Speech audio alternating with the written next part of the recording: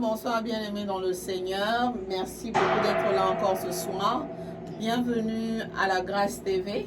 Nous sommes là encore une fois ce soir pour célébrer le nom de Jésus-Christ. Comme vous le savez, la Grâce TV est votre chaîne où nous célébrons et nous élevons le nom de Jésus de différentes manières.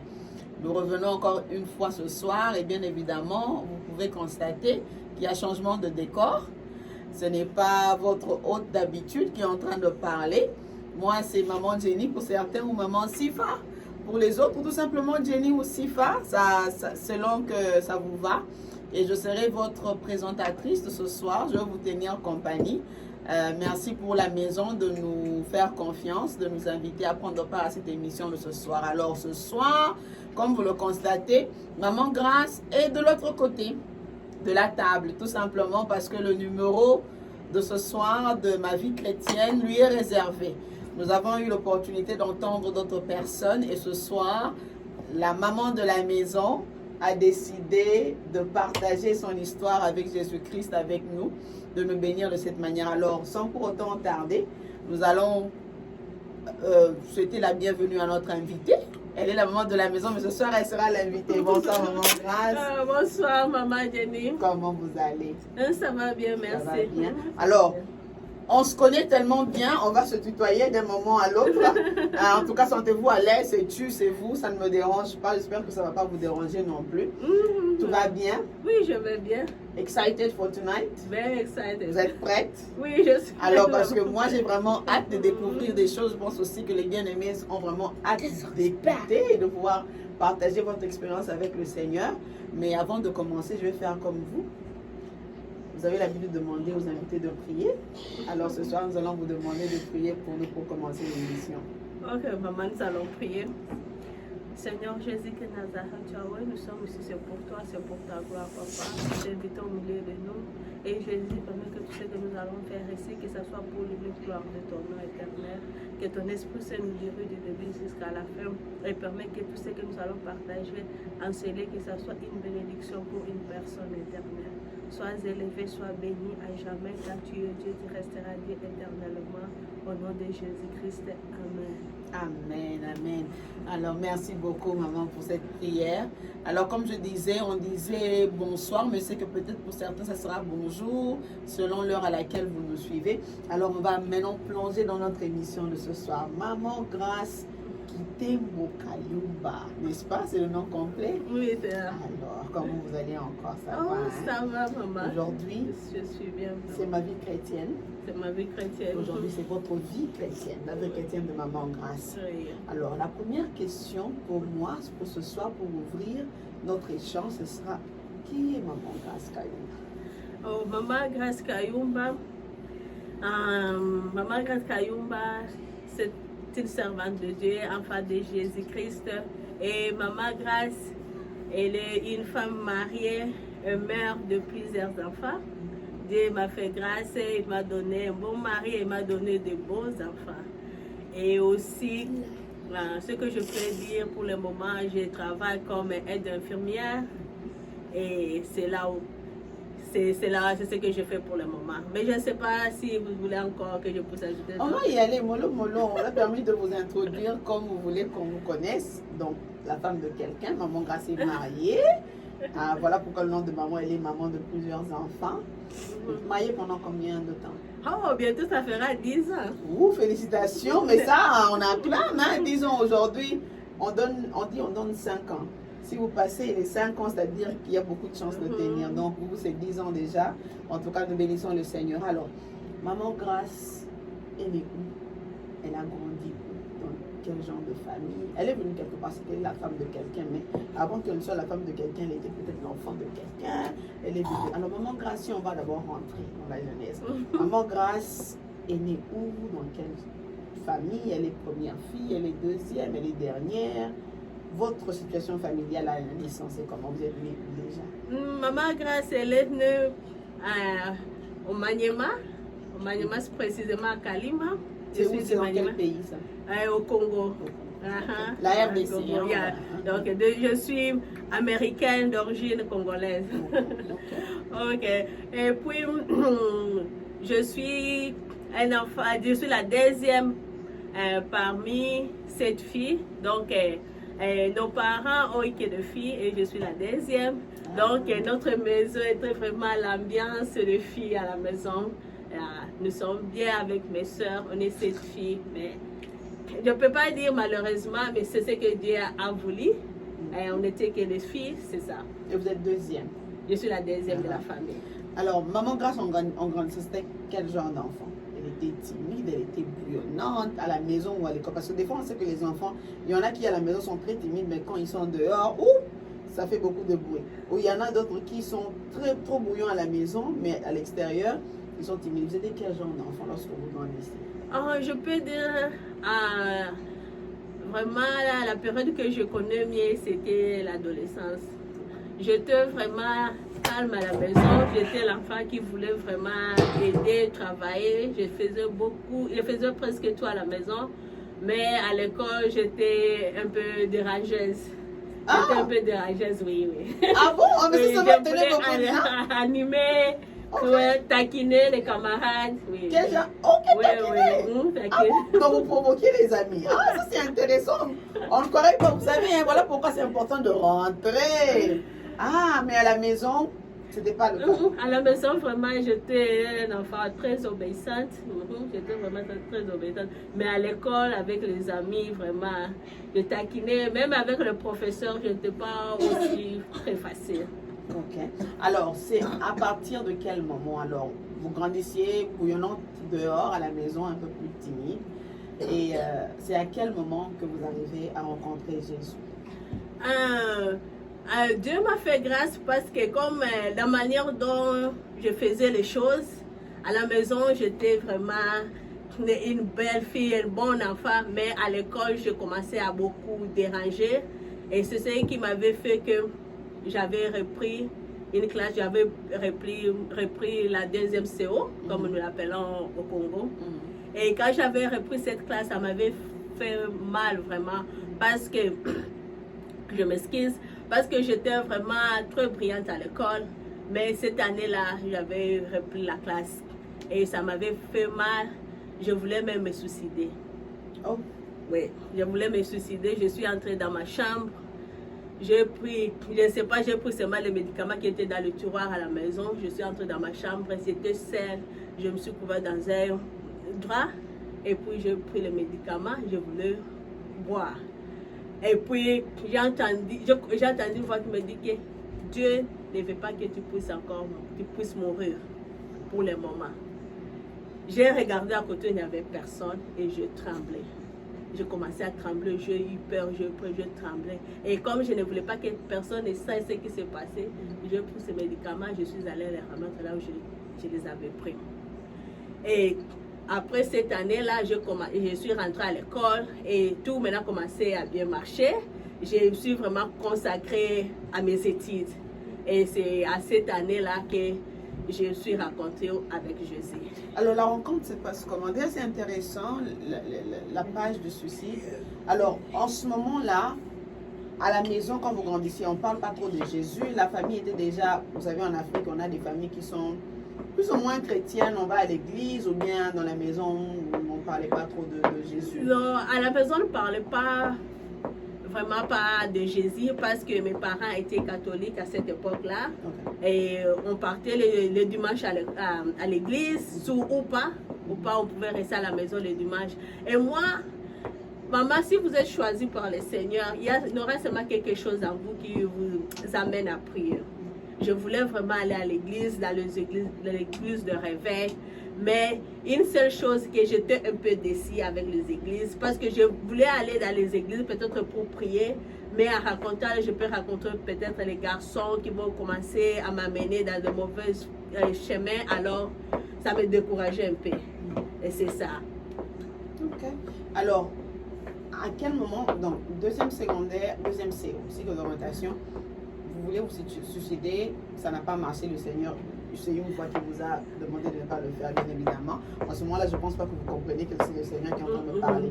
Et c'est après cet incident que vous êtes venu à rencontrer Christ. Oui. Ah, comment ça se passe? Comment est-ce que vous rencontrez Christ? Ça s'est passé comment?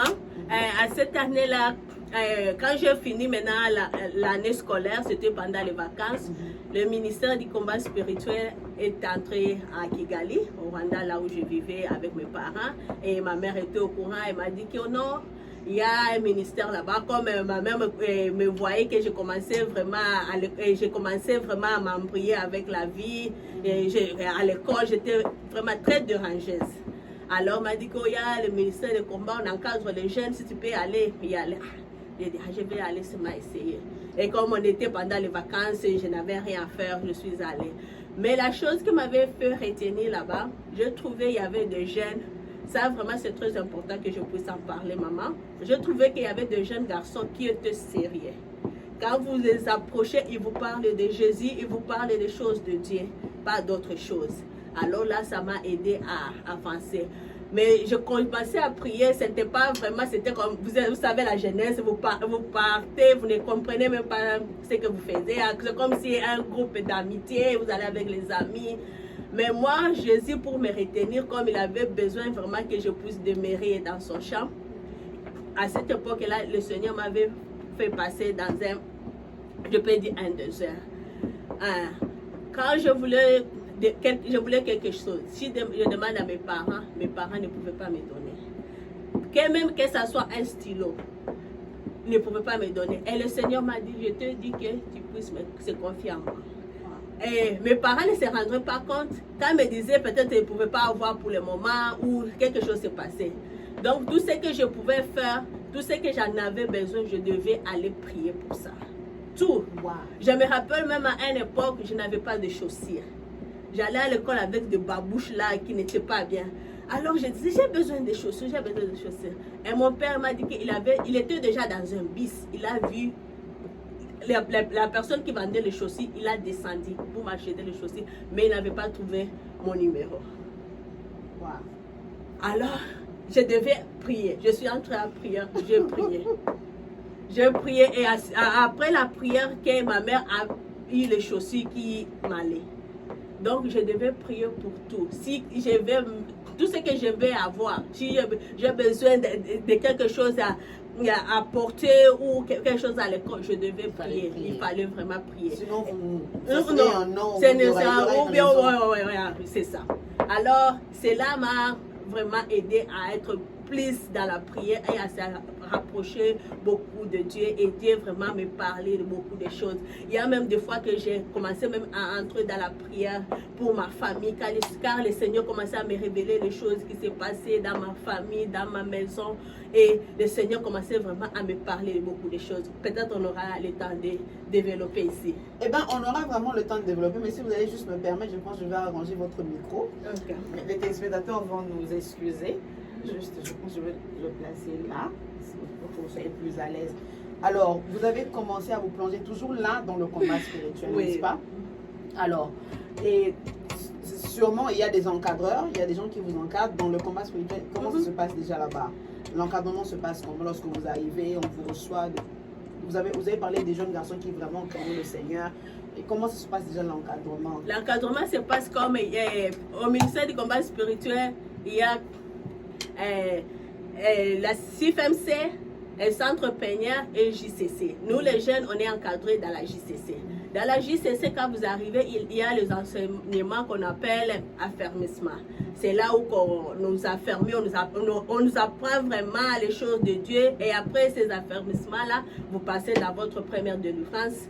Et puis, si vous voulez, vous pouvez continuer encore. Et puis, quand vous passez maintenant par là, que vos encadreurs, parce que les gens qui nous encadrent, on appelle les encadreurs, vont décider si tu peux commencer à servir ou pas. Et moi aussi, il y a quelque chose. On me retenait toujours.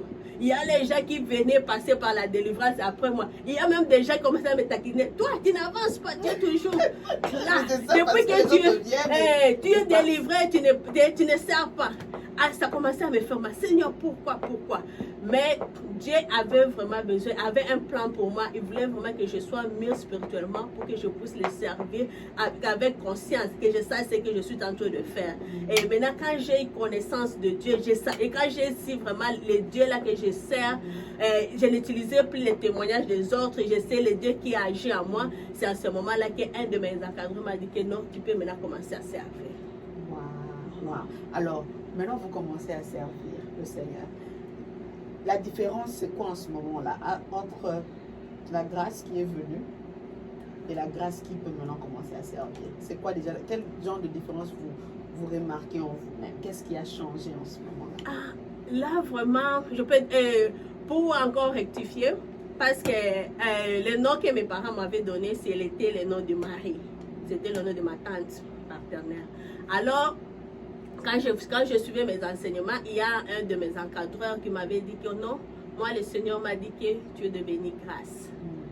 Et il ne m'avait pas dit pourquoi. Il m'a dit seulement tu es devenu grâce. Et il a dit que tu sais comment on écrit grâce. Moi j'ai dit je ne sais pas. Il m'a dit que ok, il a écrit grâce, il m'a donné. Il m'a dit que c'est ce que j'ai eu seulement pour toi, va toi-même prier. Je suis allée prier et le Seigneur m'avait dit que je t'appelle grâce parce que ma grâce est sur toi et sur ta famille. Donc, tu vas marcher avec cette grâce-là.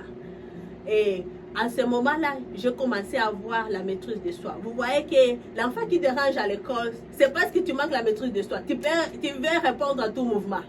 Tu veux t'agiter à tout moment.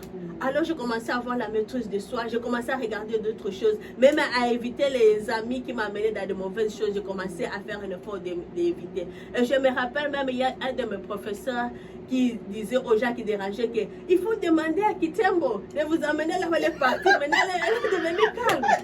Parce qu'il y avait tellement un grand changement que... Oui, je commençais vraiment à me calmer. C'est ça la grande différence que j'avais eue. Notre Seigneur est merveilleux. Hein? Amen. Sans que les parents n'aient fourni beaucoup d'efforts. Lui-même, il vous éduque. L'éducation que vous recevez par les affermissements emmène la transformation. Alors, ça évolue. Vous commencez à servir. Et c'est quoi servir dans ce moment-là, tu peux maintenant servir? C'est quel genre de service vous rendez? En tout cas, moi, le Seigneur m'a fait grâce au moment qu'on m'avait dit que je puisse servir. Je savais maintenant, je connaissais vraiment ce que je faisais. Je savais que servir, c'est être au service des autres, c'est aider les autres. Donc, c'est parler de Dieu. S'il y a les choses qu'il faut arranger dans la maison de Dieu, il faut être d'abord au service des autres. C'est comme ça que j'ai commencé à servir. Donc, vous étiez vraiment là où beaucoup de gens n'aiment pas être. Moi, vraiment, maman, même pour le moment, si ça ne va pas, je rappelle à Dieu. Je partais et je lavais les toilettes.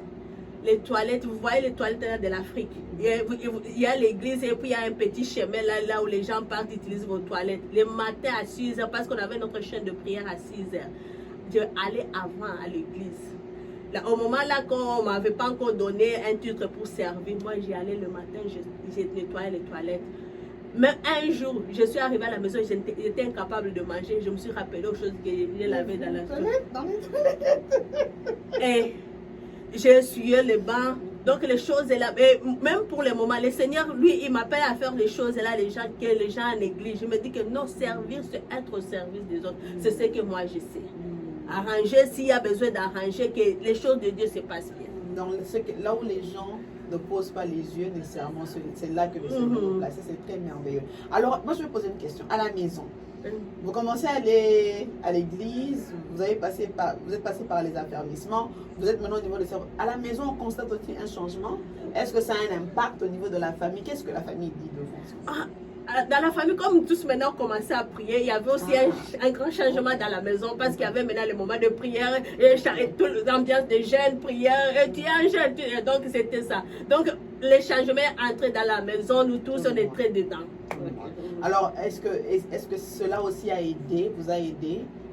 Pensez-vous que ça aurait été peut-être plus difficile si c'était seulement vous-même qui allez à l'église ou qui était impliqué aux choses du Seigneur? Vous pensez qu'avec aussi l'appui de la famille, le fait que tout le monde était plongé dans cette vie, une nouvelle vie avec le Christ, cela a rendu les choses faciles pour vous? Oui. En tout cas, ça a rendu les choses faciles. Parce que si vous êtes en retraite, parce que je sais, il y a d'autres sœurs à qui on priait avec.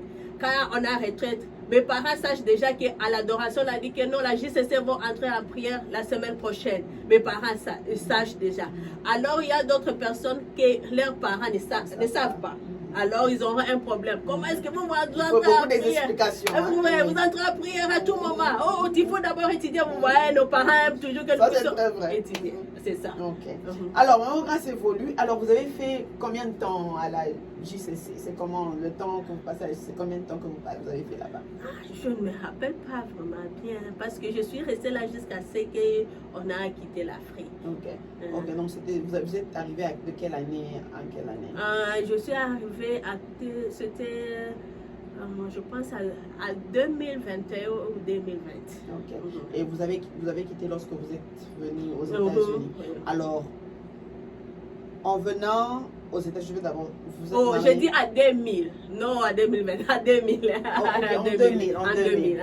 Vous êtes arrivé à la JC en 2000. Vous avez quitté la JC en quelle année? Donc, je vais dire à 2008. Parce que quand, 2008 quand nous sommes venus. 2009 quand nous sommes venus ici aux États-Unis. 2009. Ok, en ce moment-là, pas encore marié. Vous êtes pas encore marié. Ok, vous êtes encore célibataire. Alors, vous arrivez aux États-Unis. C'est ici que vous vous mariez? Oui, c'est ça. Ok. Ça a pris combien de temps quand vous êtes arrivé? Vous êtes marié en quelle année? Vous avez dit 2013. En 2013. Alors, en venant ici, qu'est-ce qui a changé? Est-ce qu'il y a eu des points positifs dans la marche avec le Seigneur? Parce que vous avez eu une expérience avec le Christ, à servir le Seigneur en Afrique, et vous arrivez ici. En ces pays où les choses fonctionnent différemment, l'emploi de temps est différent. Est-ce que ça a changé votre vie avec le Seigneur? A changé? Y a-t-il une différence entre votre vie avec le Seigneur ici et celle de l'Afrique? Oui, il y a vraiment une grande différence. Il faut vraiment être très spirituel et pour garder les choses de Dieu quand vous êtes ici. Ce n'est pas facile. Parce que quand nous sommes arrivés, d'abord, tu ne sais pas dans quelle église où tu vas partir. On partait dans l'église là où le parent nous amenait, on parle en anglais du début jusqu'à la fin, tu ne comprends rien, tu dors. Donc, des choses comme ça. On m'a que je suis habituée, je parle à la JCC, on me parle des combats de la jeunesse, comment est-ce qu'il faut lutter dans la jeunesse, comment est-ce que vous voyez. Mais ici, je parle même, je vois que je ne suis pas enseignée, il n'y a rien qui se passe. En tout cas, ça m'a vraiment secoué vraiment. Et puis, vous vous racontez aussi avec d'autres personnes et qui ne sont pas aussi spirituels comme vous. On peut vous amener dans des boîtes, et quand vous le dites, oh non, moi je n'entre pas ça, oh non, tu vois. Parce qu'ici, la vie d'ici, ce n'est pas comme en Afrique. C'est ça. En tout cas, ce n'était pas facile. Et après, je pense, après une année, on avait déménagé de là où on était. Et il y avait une église de Congolais qui était à côté de nous. Un jour seulement, je me suis dit que non, c'est dimanche ici, je peux y aller. Parce qu'il y avait les amis qui y allaient, moi je ne m'intéressais pas vraiment.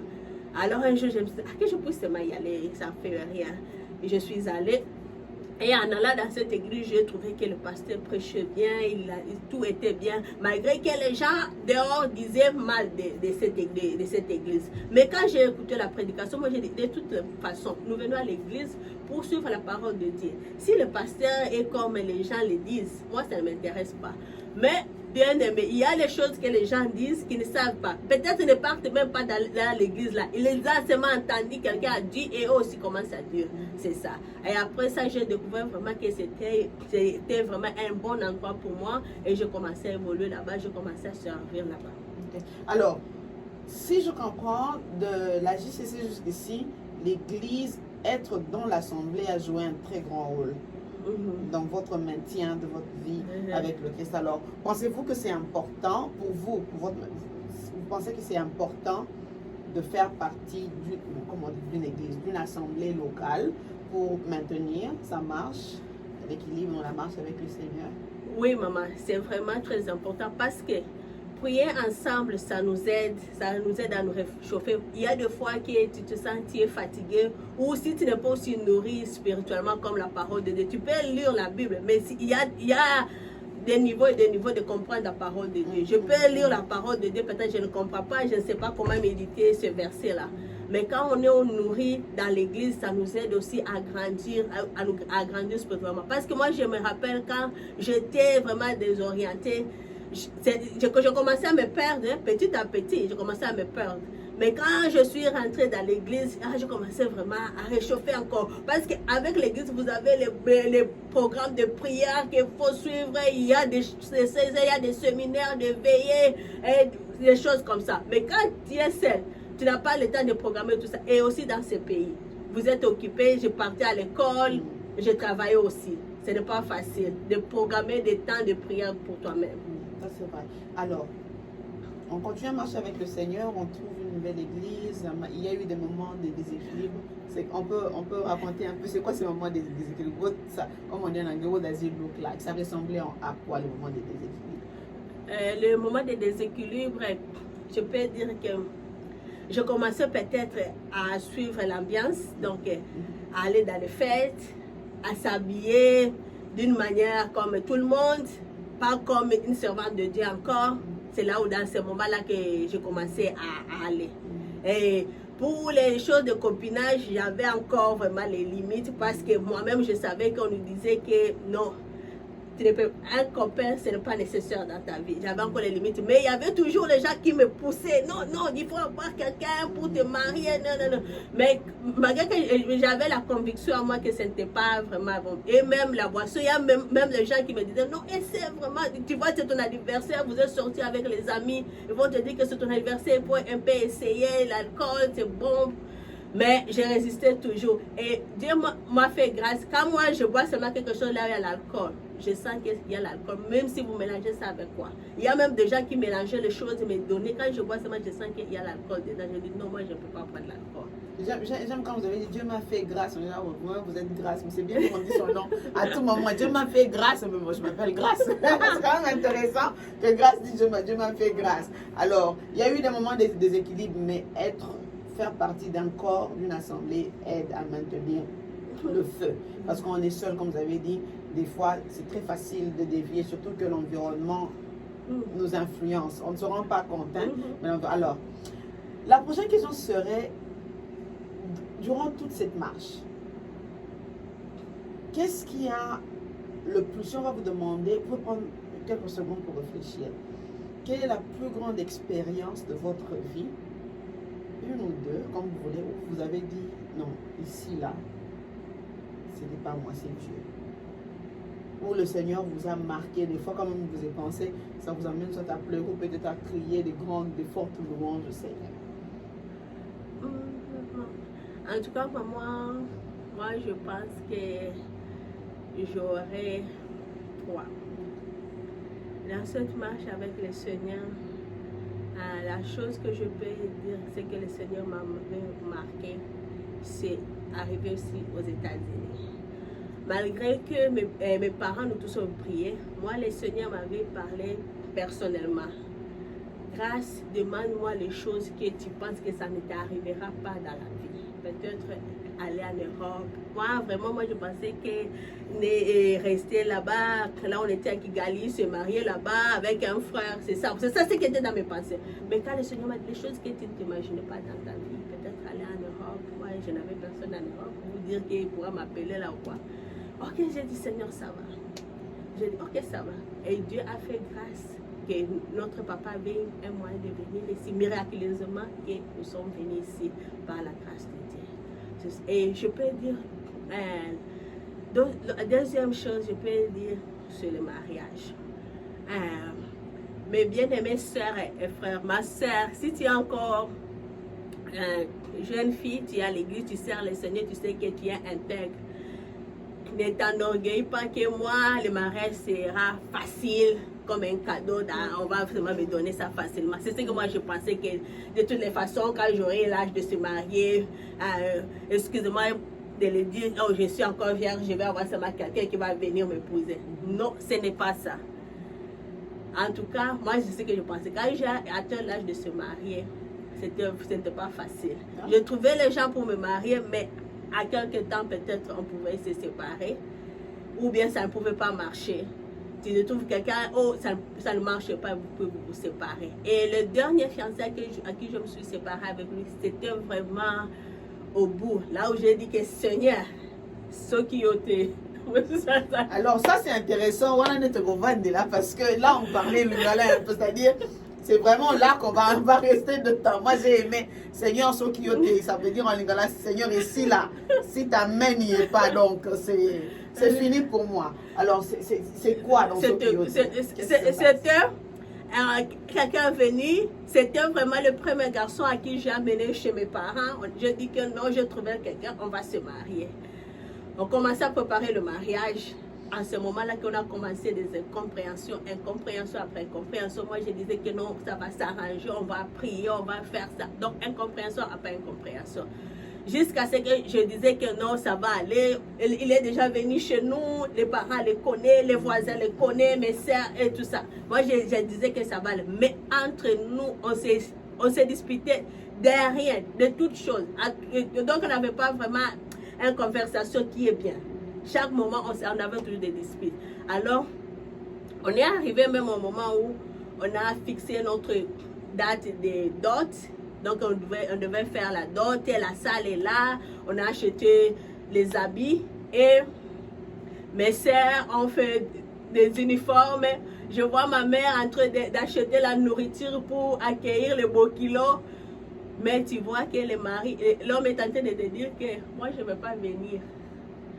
Oh, avant même, il dit déjà qu'il il te dit qu'il ne va pas venir. Il ne va pas venir. Oh non, moi, ma mère, elle est malade en Afrique. Donc, moi, je ne peux pas aller fêter si ma mère est malade. Qu'est-ce qu'il sait? Ça, c'est quelle histoire? Oh, je n'ai pas l'argent. Le couple parent lui a dit que non, on te donne alors l'argent, va épouser ta femme. On ne peut pas faire ça, cette fille. Il donnait toujours des explications. Non, non. En tout cas, j'avais perdu du poids. Dans ma famille, on pensait que non, je suis en train de préparer un mariage, je suis stressée pour les mariages. Bon, dans moi, vraiment, ça n'allait pas. C'est à ce moment-là qu'il y a des fois que tu es seule, tu commences à te pousser un cri là. Seigneur, c'est quoi ça? Le monde va tomber sur moi ou quoi? Oh là là là là. Alors, jusqu'à ce qu'une semaine avant la dot, moi, je lui ai dit que moi, je ne peux pas aller dire à mes parents que tu ne vas pas venir. Je vois l'ambiance qu'il y a à la maison. Les gens, les invités sont invités partout au Canada, dans d'autres states, dans d'autres états. Les gens sont invités. On va poser un peu, mon garçon. Attendez, on va poser un peu. Donc, les préparatifs se passent en famille, les uniformes, la maman qui est en train d'acheter les invitations que les gens ont envoyées. Mais vous, ici, vous savez déjà que le fiancé est en train de dire que ce qui ne viendra pas. Mais vous n'avez pas le courage de dire à la famille. Je n'ai pas le courage de dire à la maison. Alors je lui ai dit que toi tu es venu chez nous dire à mes parents que tu vas venir telle date pour amener la dot. Toi-même, va leur dire que tu n'es pas prêt de venir. Il a dit que ça va, je vais venir. Il est venu un soir avec un ami là-bas. Il a trouvé ma mère et puis il a dit à ma mère. Ma mère a dit que ok ça va. C'est toi-même qui a dit que tu vas venir épouser ta femme. Alors si tu n'es pas prêt, on va attendre le jour que tu seras prêt et puis tu viendras épouser. Il est parti. Après cela, mon père m'avait appelé, il m'a dit que ma fille, comme je t'aime et je te respecte, la seule chose que je peux te dire, si ça dépendait de moi, j'allais te dire que je ne peux plus voir ces garçons dans ma maison. Mais comme je t'aime et je vois que tu m'attires, je te laisse à toi de juger. Alors je dis que toi, et puis il m'a dit que maintenant vous avez dit que vous avez reporté votre mariage. Vous avez reporté ça jusqu'à quand? J'ai dit ok ça va. Jusqu'à là on n'a pas encore parlé. Il faut que je parte chez lui qu'on puisse parler. Je suis allée chez les garçons pour lui dire que non, on doit parler. Je lui ai essayé de lui expliquer que non, papa demande que quand est-ce. Oh non, toi tu es responsable à ton père. Oh d'abord depuis que je suis avec toi, tu ne me montres pas l'amour et puis il m'a dit en anglais que you need to improve your love. Okay. Donc tu dois améliorer ta façon d'aimer quoi. Moi j'ai regardé, j'ai dit que en tout cas, moi, l'amour là que je t'ai montré, c'est tout. Je n'ai plus encore rien pas plus à augmenter et j'ai pris la bague de fiançailles qu'il m'avait donnée, je lui ai donné. Oh là là. Il avait refusé de prendre ça, j'ai mis ça sur sa table et puis je suis sortie. C'est moi là qu'on s'est séparés. En tout cas, quand on s'est séparés avec cet homme-là, j'ai dit que Seigneur, ce n'est que par ta grâce. Parce que je ne sais pas là où je suis tentée de passer, je ne sais même pas. Je ne sais pas. Je ne sais pas si peut-être je vais encore me marier ou quoi. Alors, je me suis dit que, ok, je vais me concentrer avec mes études, je vais étudier encore et chercher à reconstruire ma vie. Je suis rentrée à l'église, j'essaie un peu d'accord de me réchauffer. Et à ce moment-là, quand je cherchais comment est-ce que je puisse encore me fixer, donc, comment to have fun. Donc, m'amuser un peu. Alors, je dis à ma sœur ici que je vais venir chez toi à Greensboro.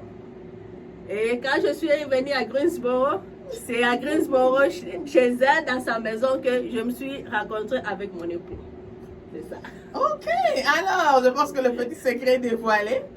Alors, on rencontre l'époux, mais c'est quand même une très grande, une forte expérience, hein. Annuler le mariage, c'était quand? À la veille, une semaine avant? C'était une semaine avant. Une semaine avant. Donc, toutes les invitations des gens envoyées, qu'il y aura d'autres, les histoires déjà acheter les uniformes. Même les gens qu'on avait invités dans d'autres États sont venus parce qu'ils n'allaient pas perdre leur billet. Ils sont venus seulement pour. On est resté à la maison en famille. Oh, les gens sont quand même venus en famille. Okay. Même les gens du Canada sont venus. Parce que les billets étaient déjà achetés, donc ils sont venus. Donc la nourriture a quand même été achetée. La nourriture a été préparée pour que les gens mangent quand même. Oh là là. Et ce moment-là, comment vous les avez vécu? C'était mentalement, psychologiquement. Qu'est-ce qui... La force de tenir et de conduire. Parce que des fois, vous savez, surtout dans nos communautés africaines, hein, des étapes pareilles sont des moments où il y a la moquerie. Est-ce que vous avez expérimenté peut-être la moquerie?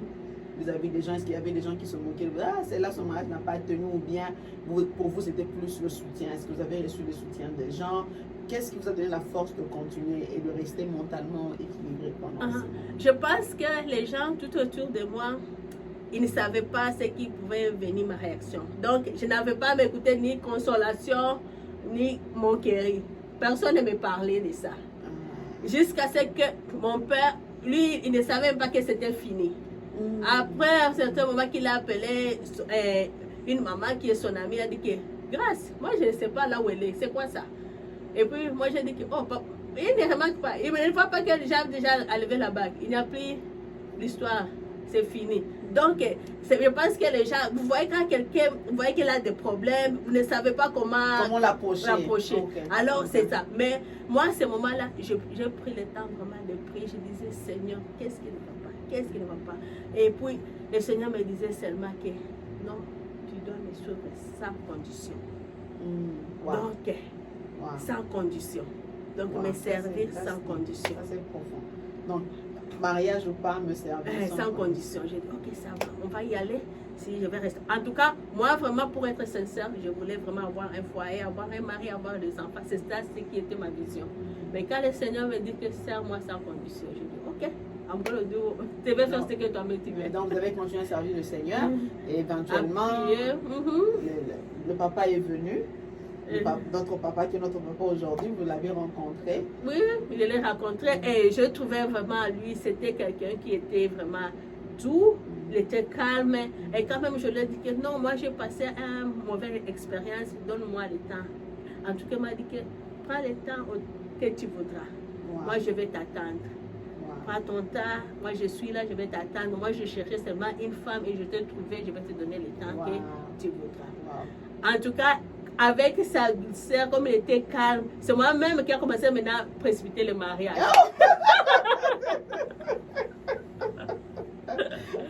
Et non, il ne demandait pas trop. Il était calme, il était patient.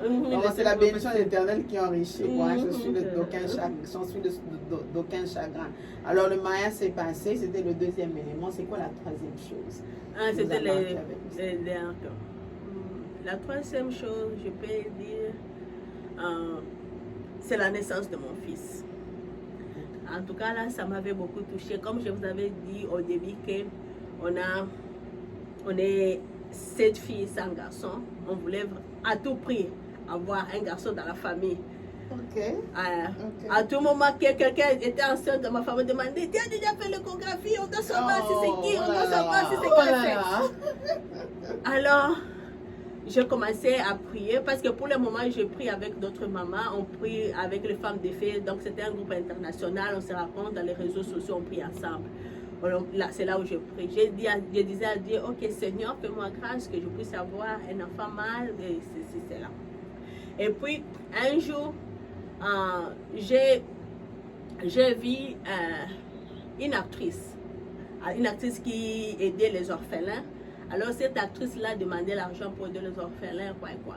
Et pour moi, je me suis dit, j'ai eu pitié de ces enfants. Moi, pour le moment, moi, je ne suis pas stable. Je suis en train de me chercher. Moi, je n'ai pas encore trouvé. Moi, j'ai dit, que je puisse donner même l'épée.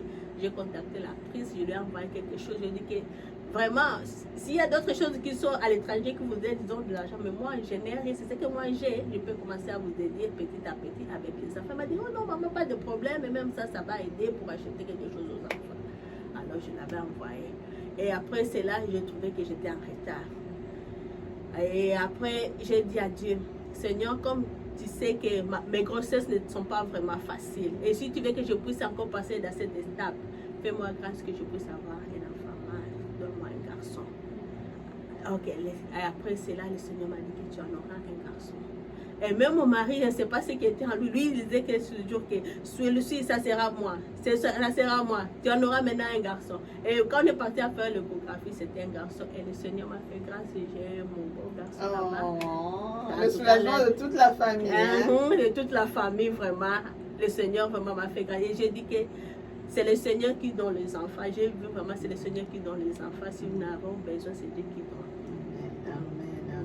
Notre Seigneur est merveilleux, n'est-ce pas? Je sais qu'avec l'histoire, j'ai entendu des petites pistes, peut-être parce que je sens qu'on peut rester ici toute la journée, je ne sais pas pour vous, c'est peut-être la nuit, à parler, parce qu'il y a des petites choses que j'ai entendues sur lesquelles j'aimerais revenir, mais peut-être prochainement, parce que le temps nous presse. Mais pour finir, ma dernière question serait, après avoir, si vous rentrez que dans votre mémoire, lorsque vous regardez tous les souvenirs, votre marche avec le Seigneur, votre naissance, toute cette expérience avec le Seigneur jusqu'ici, y a-t-il quelque chose selon vous qui pourrait vous pousser à abandonner le Seigneur?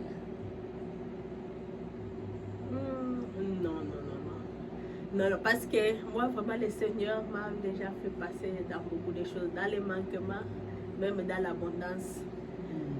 Surtout les manquements, c'est ce qui fait mal. C'est ce qui fait vraiment mal.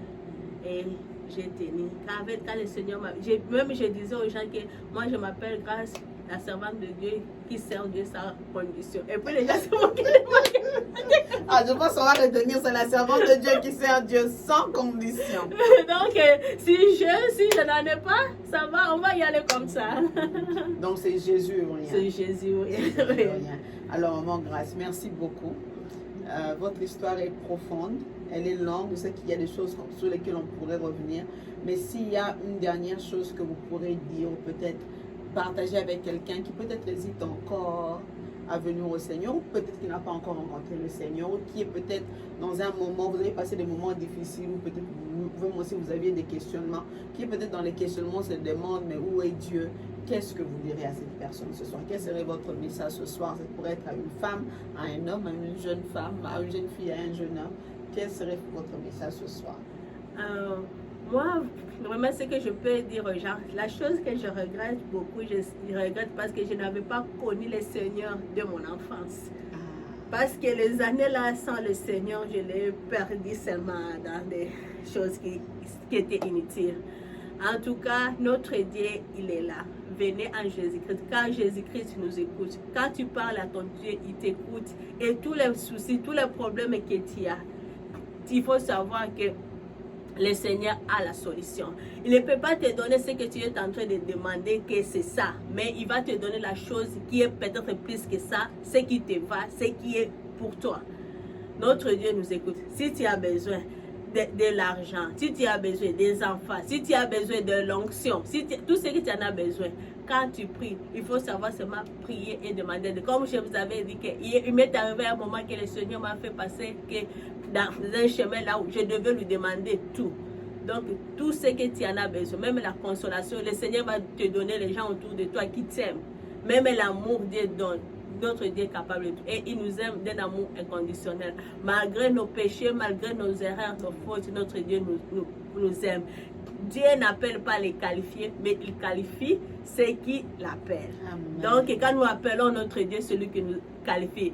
Donc, il nous appelle tel que nous sommes. Moi-même, il m'a appelé tel que je suis, avec mes défauts, mes erreurs, tout ce que je suis, le Seigneur m'a appelé. Et lui-même, il est en train de travailler, continue à travailler à moi et à m'améliorer du jour au jour. Et quand j'ai des soucis, j'ai quelqu'un à qui je peux aller parler. Quand je pleure, j'ai quelqu'un à qui je peux aller pleurer.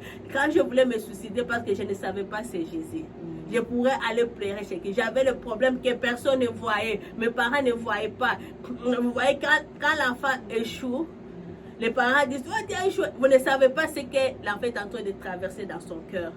En tout cas, ça vraiment, quand tu as Dieu, quand tu parles à ton Dieu, Seigneur, ça ne va pas, il va venir, il va te consoler. Parce qu'avec le Seigneur, il y a le sombre moment où sur moi arrivé, mais je me suis accrochée à ce Dieu, il m'a dit, ma fille, je suis avec toi. Je suis avec toi, je prends soin de toi. Et lui-même, il prend soin de moi et il me console. En tout cas, j'ai aimé, Dieu n'appelle pas les qualifiés, mais il qualifie ceux qu'il appelle. Et moi, je vais peut-être m'arrêter. Ce que j'aime aujourd'hui, servir Dieu sans condition. Qu'il donne ce que l'on cherche ou qu'il ne le donne pas, on le sert quand même. Dans l'abondance, comme dans le manque, on le sert quand même. Et une autre chose que vous avez dit, que vous avez épinglé, c'est cette affaire de peut-être prochainement, on pourra avoir le temps de partager cette expérience du suicide. Parce que dans nos cultures, des fois, c'est comme vous dites, on a des enfants, mais on ne se rend pas compte que des problèmes mentaux existent aussi. Et beaucoup dans la jeunesse, beaucoup de personnes, même pas seulement les jeunes, même chez les personnes âgées, il y a des hommes et des femmes qui ont cette envie de se faire du mal, de se suicider, mais on n'en parle pas. Les gens s'enferment, on ne sait pas. Peut-être prochainement, on pourra revenir dessus. On sent que Maman Grâce a beaucoup de choses à nous. Mais sinon, pour l'instant, merci beaucoup, Maman Grâce, pour ce moment. J'espère que nous avons passé un bon moment. Je crois que vous avez passé un bon moment. Oui, vraiment. Y a-t-il quelque chose que j'ai oublié de demander, que vous aurez aimé partager? Non, je pense que vous avez posé toutes les questions possibles. En tout cas, nous bénissons le Seigneur. Alors, bien aimé, nous nous donnons rendez-vous pour notre prochain numéro. Peut-être que ce sera moi encore, ou peut-être que ce sera Maman Grâce, mais sinon, restons branchés et surtout, attachons-nous à ce Jésus parce qu'il est merveilleux et continuons à le servir comme Maman Grâce a dit, sans condition. Que le Seigneur nous bénisse. Amen. Merci beaucoup.